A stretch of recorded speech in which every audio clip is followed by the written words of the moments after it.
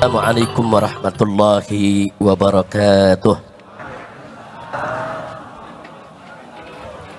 Bismillah walhamdulillah wassalatu wassalamu ala rasulillah wa ala alihi wa sahbihi wa mawalah.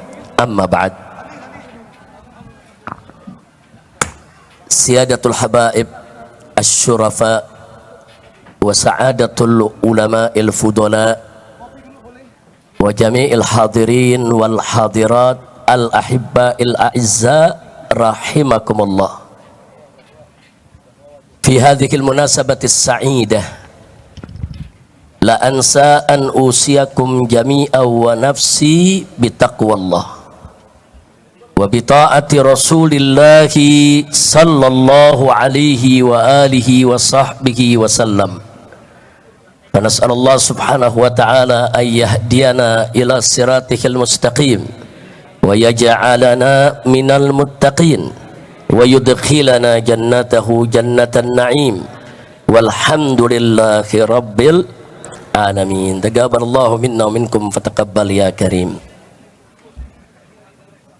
Setelah puja dan puji kita panjatkan bagi Allah Jalla Jalaluh, setelah solawat dan salam kita sampaikan untuk Nabi kita tercinta Sayyiduna Muhammad beserta para keluarga dan para sahabatnya, maka dalam kesempatan ini saya ingin menyampaikan apresiasi dan penghargaan yang tinggi khususnya kepada segenap panitia penyelenggara yang telah bekerja keras mengorbankan waktu, tenaga, pikiran, harta benda untuk mensukseskan acara ini, termasuk semua pihak yang membantu kelancarannya, baik dari kalangan ulama yang telah mengerahkan jamaah dan para santrinya, majelisnya dari mana-mana, begitu juga dari kalangan umara yang telah menggerakkan daripada aparatur negaranya untuk bisa mempermudah daripada berjalannya acara ini, termasuk para dermawan yang ikut membantu daripada terselenggaranya acara ini. Mudah-mudahan mereka semua diberikan oleh Allah ganjaran yang berlipat ganda, diberikan oleh Allah subhanahu wa ta'ala segala kemudahan dari dunia hingga akhirat. Amin ya rabbal alamin. Saya merasa bersyukur, senang, gembira kali ini bisa hadir di reuni 212, karena beberapa hari yang lalu saya masih ada di kota suci Makkah. Hampir-hampir saya tidak bisa pulang karena terkena demam yang sangat tinggi di atas 40 derajat. Tapi alhamdulillah akhirnya saya bisa pulang, bisa kembali didampingi oleh para dokter, dirawat sampai hari ini, dan akhirnya bisa berkumpul. Kenapa saya senang? Karena di sini saya ketemu semua kawan-kawan seperjuangan, ketemu para ulama, para habaib, para kiai, para aktivis, pimpinan ormas, pimpinan pondok-pondok pesantren. Kalau saya sebutkan satu persatu 2 jam nggak cukup ini, saking banyaknya tokoh yang hadir. Belum lagi di sini alhamdulillah ada pimpinan-pimpinan lembaga tinggi negara, ada dari MPR RI-nya, ada dari DPD RI-nya. Ini betul-betul satu reuni yang sangat membahagiakan, dan tentunya yang paling membahagiakan sekali bertemu dengan umat yang sudah lama kita tidak berkumpul. Dan kumpulnya umat pada hari ini menunjukkan bahwa kita semua masih tetap istiqomah untuk menegakkan Islam di Indonesia. Takbir. Baik ya ikhwan, tidak panjang yang ingin saya sampaikan. Kembali kepada peristiwa aksi 212 pada tahun 2016. Saat itu saya menyampaikan khutbah Jumat 212, di mana saya tekankan di sana dan ingin saya ulangi kembali tekankan pada saat ini bahwa ayat suci di atas ayat konstitusi. Tolong seluruh umat Islam dimanapun anda berada, wabil khusus para mujahid dan mujahidah 212, tancapkan dalam sanubari kita yang paling dalam bahwa ayat suci akan selalu dan senantiasa ada di atas ayat konstitusi. Kenapa? Karena ayat suci adalah wahyu ilahi, kalam ilahi Rabbi, yang tidak boleh diganti, tidak boleh direvisi, yang wajib untuk dipatuhi, ditaati, harga mati. Sedangkan ayat konstitusi adalah produk akal basyari, hasil musyawarah sesama manusia dengan menggunakan pengetahuannya yang wajib sejalan dengan ayat suci. Tidak boleh ada ayat konstitusi dimanapun, kapanpun yang bertentangan dengan ayat suci, ya kawan. Karena itu saya tekankan sekali lagi pada saat ini, jangan pernah mundur untuk menegakkan Islam, jangan pernah mundur untuk menegakkan hukum Allah, jangan pernah mundur untuk bagaimana kita berjuang agar NKRI berdiri atas dasar hukum Allah, saudara, yang diridhoi oleh Allah Subhanahu wa taala dan Rasulnya. Amin ya rabbal alamin. Siap berjuang? Siap berjuang? Baik. Berikutnya sesuai dengan tema bahwa reuni 212 kali ini yaitu bertemakan revolusi akhlak untuk menuju Indonesia berkah dan Palestina merdeka. Indonesia berkah, berkah, saudara. Kunci keberkahan itu Allah sudah nyatakan dalam Al-Quranul Karim. Faqala ta'ala walau anna ahlal qura amanu wa taqaw lafatahna alaihim barakatim minas sama'i wal ard. Tegas Allah nyatakan dalam Al-Quran, andai kata penduduk suatu negeri, penduduk daerah-daerah dimanapun berada, saudara, amanu wattaqaw, mereka beriman dan bertakwa kepada Allah, Allah janjikan la fatahna alaihim, niscaya pasti akan kami buka untuk penduduk negeri tersebut barakat, aneka ragam keberkahan, minas sama'i wal ard, baik keberkahan yang diturunkan dari langit maupun keberkahan yang Allah keluarkan dari dalam bumi, saudara. Ini janji Allah. Jadi kalau kita mau Indonesia berkah, ya beriman dan bertakwa. Nah, beriman bertakwa itulah maksudnya kita tunduk kepada hukum Allah. Baik hukum yang berkenaan dengan pribadi perorangan, hukum yang berkaitan dengan rumah tangga, hukum yang berkaitan dengan sosial kemasyarakatan, sampai kepada hukum yang berkaitan dengan tata negara, ibadallah. Tunduk kepada hukum Allah. Kalau kita tunduk kepada hukum Allah, beriman, bertakwa, Allah kasih berkah. Jadi jangan mimpi Indonesia berkah kalau hukum Allah dilecehkan. Jangan mimpi Indonesia berkah kalau hukum Allah ditinggalkan. Jangan mimpi Indonesia berkah kalau Al-Quran dibelakangkan. Nabi tegas mengatakan dalam satu hadisnya, ibadallah, kama qala Nabi sallallahu alaihi wasallam, man ja'ala al-Qur'ana amamah qadahu ila jannah wa man ja'alahu wara'a dhahrihi saqahu ila nar. Barang siapa yang menjadikan Al-Quran di depan dia sebagai imam, sebagai pedoman, sebagai petunjuk, niscaya Al-Quran akan menuntun dia masuk ke dalam surganya Allah. Sebaliknya, barang siapa yang menjadikan Al-Quran di belakang tulang punggungnya, dia nggak peduli dengan hukum Al-Quran, dia lecehkan Al-Quran, dia nggak mau pakai Al-Quran, saudara, hati-hati, neraka jahanam menanti dia untuk dijerumuskan, ya kawan.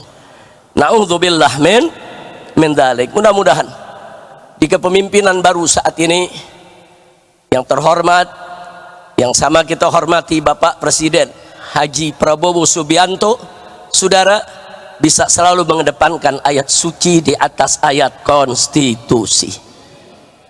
Nah, jadikan Indonesia ini berkah. Kami akan, seluruh rakyat akan dukung Bapak kalau Bapak mengajak bangsa Indonesia taat kepada Allah dan Rasulnya. Betul?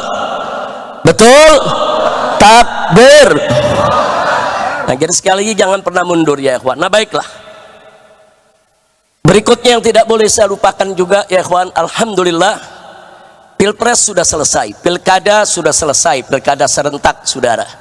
Jadi jangan lagi ke depan ini baik pilpres maupun pilkada memecah belah kita. Berbeda pilihan dalam politik itu biasa. Makanya saya kaget begitu ada perbedaan pilihan, saudara, berani-beraninya ulama dimunafik-munafikkan, disesat-sesatkan, dikafir-kafirkan. Jangan.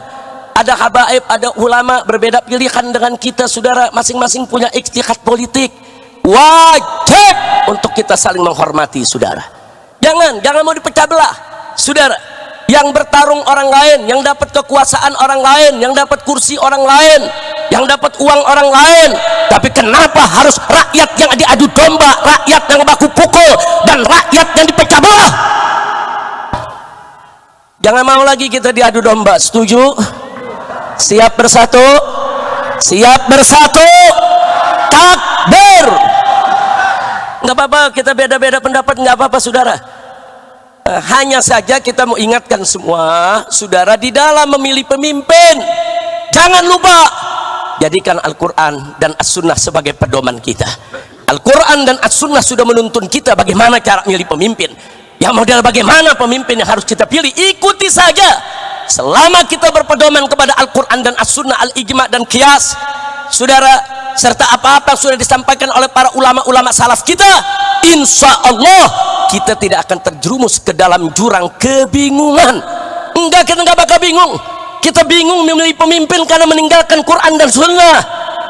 Kita bingung memilih pemimpin karena kita jauh dari Al-Quran dan Sunnah. Kalau kita ikut Al-Quran, As-Sunnah, Al-Ijma', Al-Qiyas, saudara, begitu juga petunjuk dari para ulama kita yang ikuti, insya Allah kita tidak akan pernah bingung dan kita tidak akan pernah bisa dipecah belah. Maka itu hari ini, sebelum saya akhiri, saudara, saya ingin mengajak semuanya kembali ke dalam barisan. Yuk kita rapikan soft kita perkuat barisan kita. PR kita ke depan banyak, ya ikhwan. Dari dulu saya selalu menekankan, siapapun presidennya, siapapun gubernurnya, siapapun bupatinya, siapapun wali kotanya, kewajiban kita tetap sama, dakwah, amar ma'ruf, nahi munkar, dan jihad. Siapapun presidennya, kewajiban kita tidak akan pernah berubah. Betul? Betul? Nah, baiklah, terakhir, saudara,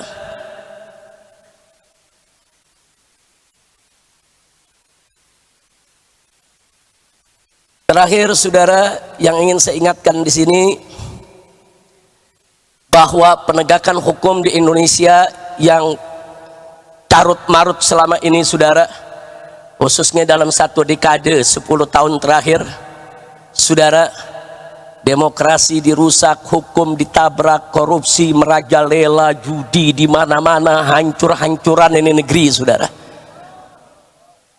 Maka itu saya berharap mereka-mereka yang telah merusak negeri ini selama 10 tahun jangan dibiarkan, tapi mereka harus dituntut pertanggungjawabannya. Setuju? Maka itu saya minta dengan tulus, dengan sangat hormat kepada yang kami hormati Bapak Presiden Haji Prabowo Subianto, tolong Pak, bersihkan pemerintahan Bapak dari orang-orang yang bermasalah, baik bermasalah dengan korupsi, bermasalah dengan judi, bermasalah dengan pelanggaran HAM, bermasalah dengan segala kemunkaran dan kerusakan negeri. Jangan mereka dibiarkan, proses hukum, tegakkan keadilan bagi bangsa Indonesia. Takbir, Allahu Akbar. Setuju tidak? Setuju tidak? Kalau Bapak Presiden bertindak tegas untuk memproses semua pelanggar hukum pada 10 dekade terakhir ini, setuju tidak? Dukung Bapak Prabowo tidak? Betul? Takbir. Enggak peduli siapapun dia, saudara. Enggak peduli, saudara, apakah itu Jokowi ataupun Fufu Fafa dan semua kroni-kroninya yang terlibat, seret ke pengadilan. Takbir, takbir, takbir. Dan akhirnya mari kita baca suratul Fatihah. Kita mohon kepada Allah agar Bapak Presiden Prabowo Subianto diberikan kekuatan oleh Allah. Amin. diberikan sehat walafiat, Amin. agar mampu untuk memimpin negara Indonesia, agar mampu mensejahterakan rakyat, Amin. agar mampu terus menjaga keharmonisan hubungan antara umara dengan ulama. Amin. Dan kita mohon kepada Allah bibarakatil Fatihah, agar pemerintahan Prabowo ini dibersihkan dari orang-orang bermasalah, orang-orang yang selama ini bikin susah rakyat, orang-orang saudara yang melanggar HAM, yang terlibat pembunuhan, terlibat korupsi. Kita mohon bimu'jizatil Fatihah, agar mereka disingkirkan oleh Allah sejauh-jauhnya dan dihancurkan oleh Allah sehancur-hancurnya, sehingga Bapak Presiden Prabowo dan kabinetnya ke depan saudara bisa memimpin negara ini dengan baik tanpa diganggu lagi oleh orang-orang yang selama ini memang selalu menjadi sumber masalah. Ala hadhihi niyah wa likulli niyatin salihah, wa Allah subhanahu wa ta'ala yubarik li hadhihi bilad, wa an yubarik li rais hadhihi bilad, wa an yubarik li ra'iyati hadhihi bilad, wa an yaj'al hadhihi bilad biladan islamiyatan aminatan mutmainnah ghaniyatan ma'muratan mardiyatan 'indaka birahmatika ya arhamar rahimin ya rab. Wa ila hadratin nabi sallallahu alaihi wasallam bisiril Fatihah. A'udzu billahi minasyaitonir rajim. Bismillahirrahmanirrahim. Alhamdulillahi rabbil alamin arrahmanir rahim maliki yaumiddin. Iyyaka na'budu wa iyyaka nasta'in ihdinas siratal mustaqim siratal ladzina an'amta 'alaihim ghairil maghdubi 'alaihim waladdallin. Mudah-mudahan digabul oleh Allah subhanahu wa ta'ala. Jadi sekali lagi pemerintahan baru ini jangan kita ganggu, kita beri kesempatan, kita dorong, tapi tetap kita kritisi. Jadi bukan mendukung dalam arti kata menjilat, memuji yang nggak berhak dipuji, saudara. Jangan. Kita tetap amar ma'ruf nahi munkar. Ikhlaskan niat hanya mencari ridha Allah subhanahu wa ta'ala. Nah akhirnya saya mau umumkan, sebentar, duduk sebentar. Nah, akhirnya saudara, saya mau umumkan, insya Allah hari Kamis besok, insya Allah di pesantren Markas Syariat Megamendung, dimulai dari jam 8 pagi sampai zuhur, kami akan mengadakan haul syuhada 6 santri FPI yang dibunuh di KM 50. Jadi kami akan mengadakan haul syuhada di sana, saudara. Nah, bagi mereka yang berkesempatan untuk hadir silakan. Undangan dibuka untuk umum. Hari Kamis besok tanggal 5 Desember. Kami adakan karena memang kejadiannya tanggal 7 Desember. Kejadiannya tanggal 7 Desember. Jadi kita akan gelar haul 6 syuhada di sana. Tentunya peringatan haul ini bukan sekedar untuk mendoakan, tapi sekaligus juga untuk kita mengambil ibrah. Dan ditambah lagi untuk tetap mengingatkan kita bahwa persoalan ini belum tuntas, belum selesai. Betul? Betul? Nah, maka itu maaf. Kalimat terakhir dari sambutan saya yang harus saya sampaikan, maaf. Saya sedih, saya prihatin. Kalau kabinet yang dibentuk oleh presiden baru saat ini masih ada bau anyir darah KM 50, saudara. Karena ada beberapa orang yang diduga kuat terlibat langsung ataupun tidak langsung dalam peristiwa KM 50 justru duduk diangkat masuk dalam kabinet, saudara. Maka itu sekali lagi, jadi kabinet ini secara umum sudah bagus. Kabinet ini secara umum harus kita dukung. Kabinet ini secara umum harus kita beri support untuk bisa bekerja dengan baik. Tapi saya tidak bisa menyembunyikan kesedihan saya, keprihatinan saya. Ternyata kabinet tersebut, maaf, masih ada bau anyir darah KM 50, saudara. Maka itu kita akan gelar haulnya, insya Allah. Siap hadir? Insya Allah akan kita gelar, saudara, supaya KM 50 akan terus kita usut sampai tuntas. Setuju? Setuju? Takbir! Allahu Akbar. Nah, akhirnya sekali lagi kita baca suratul Fatihah. Kali ini khusus untuk Palestina, ya ikhwan. Saya sepakat dengan Kiai Haji Muhyiddin Junaidi tadi, luar biasa. Beliau mengusulkan kepada Bapak Presiden Prabowo yang sejak awal sudah memberikan dukungan terhadap perjuangan Palestina agar membuka pendaftaran bagi pemuda-pemuda Indonesia yang siap berjihad ke Palestina. buka pendaftaran, latih mereka, persenjatai, kirim ke medan Gaza untuk bertempur membebaskan Al-Aqsa. Siap tidak? Siap tidak? Jadi kalau Bapak Presiden menyetujui usulan dari sepuh kita Kiai Haji Muhyiddin Junaidi tadi, saudara sambut tidak? Dukung tidak? Setuju tidak? Takbir. Mudah-mudahan jadi usulan tadi merupakan usulan luar biasa. Dan kepada Dr. Ahid, jazakumullah khairan jasa ala muhadaratikum, masya Allah. Apa yang tadi disampaikan oleh Dr. Ahid dari Palestina luar biasa, menggugah kita semua ya ikhwan. Ya, kita nggak boleh pernah melupakan tentang Palestina. Palestina harus selalu ada di hati kita. Palestina harus selalu menjadi perhatian kita, dan Palestina harus menjadi prioritas perjuangan kita di dunia internasional agar Al-Masjidil Aqsa dibebaskan oleh Allah Subhanahu wa taala dari cengkeraman Israel Durjana, dan bangsa Palestina bisa menikmati kemerdekaan. Amin ya rabbal alamin. Ala hadhihi niyyah wa likulli niyatin salihah wa ila hadratin nabi sallallahu alaihi wasallam.